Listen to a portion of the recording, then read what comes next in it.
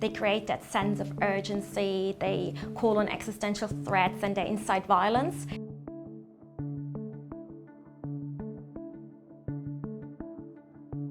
They are the driver for radicalization, they are the driver for recruiting, and they are the driver for empowering people's view on things in society.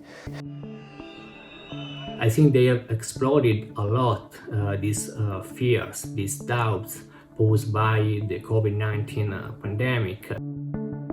We feel uncertain, we feel out of control, we feel threatened, and it's a basic human need to have those satisfied.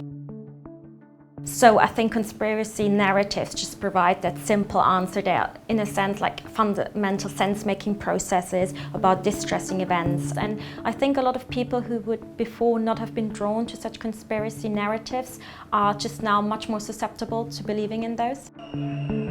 When it leads to polarization, when it's used by extremist groups for their recruitment and propaganda efforts, then I think it becomes really dangerous. And when there's like this us versus them rhetoric.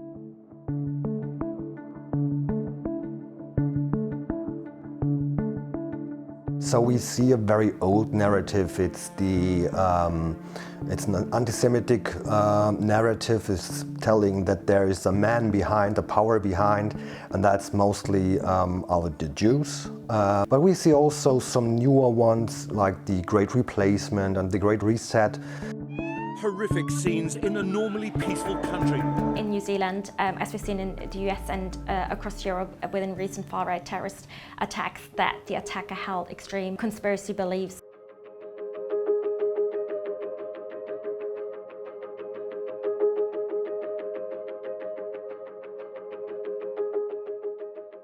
To address the threat posed by harmful conspiracy narratives, it's crucial to put together practitioners and experts with different sensibilities and background.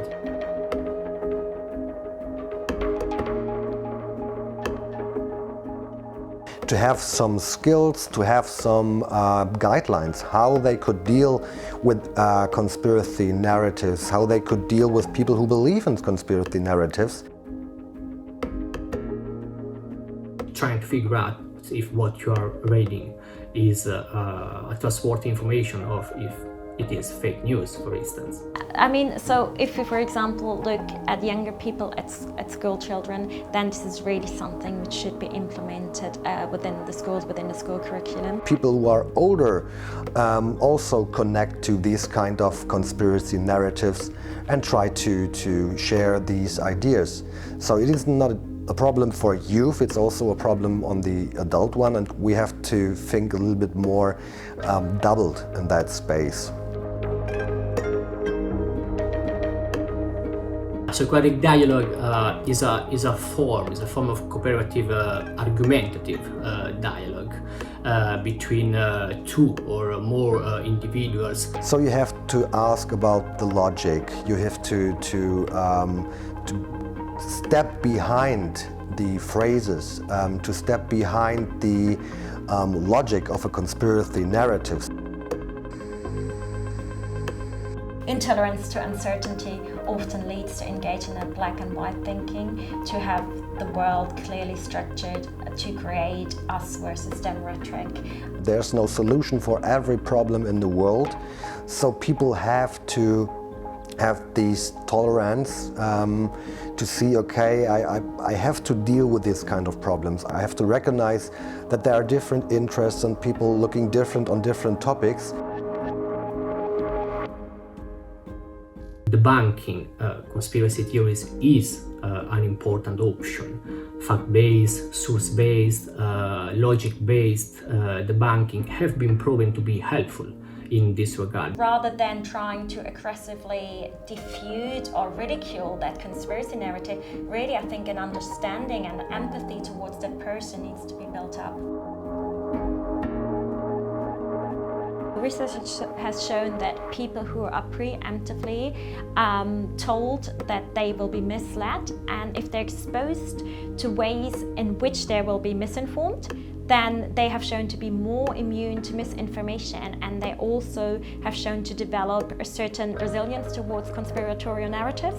If someone had the resources to debunk at its own, if someone had the resources to think critical, if someone had the resources to widen the view, then it's essential. And the base for these 3 points is education. Education, out of my perspective, is key in everything.